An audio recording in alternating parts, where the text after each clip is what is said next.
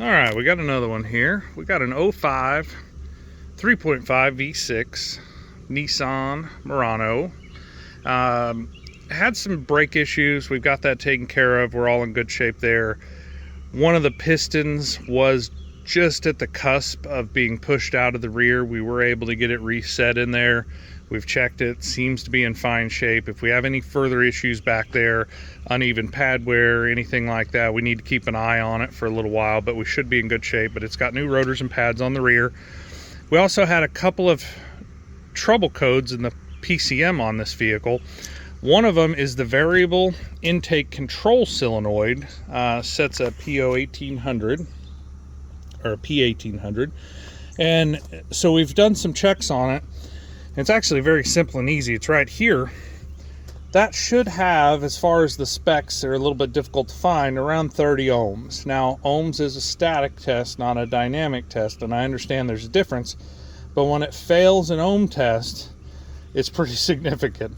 So that should have about 30 ohms. This one has 57 ohms in it, and we definitely have an issue there. So before we can get that system back up going, we need to get a solenoid. Now we can go Nissan or we can go aftermarket. Aftermarket, obviously, there's no guarantee. Well, even sometimes with factory parts, you know, we have some issues, but the difference is about $225 for that solenoid right there.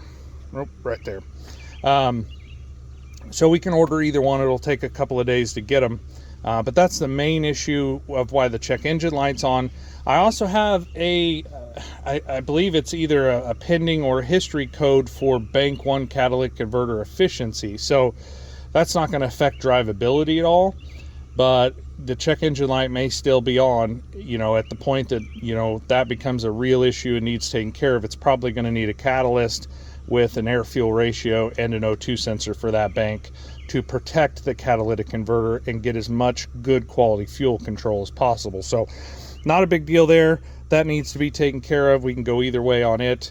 We'll kind of see where that lies. I did find, when I opened the hood here, I actually added the coolant that's in there now, but you can see kind of a wet spot right there, and this tank is actually cracked here. Not a terrible leak, but it is going to continue as the fluid expands. It will continue leaking out, so definitely needs a tank in there.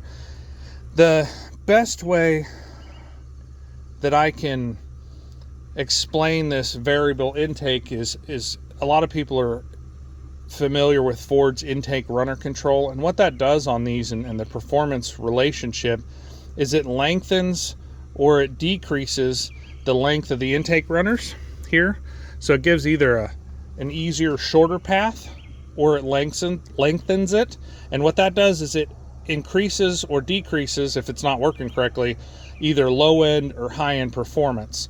So there will be some drivability related issues with that, but it's not going to leave you stuck on the side of the road. So if you're out there with a Nissan, you're having this issue, like I said, this is, you know, pretty common, fairly straightforward to repair as well, which is kind of nice.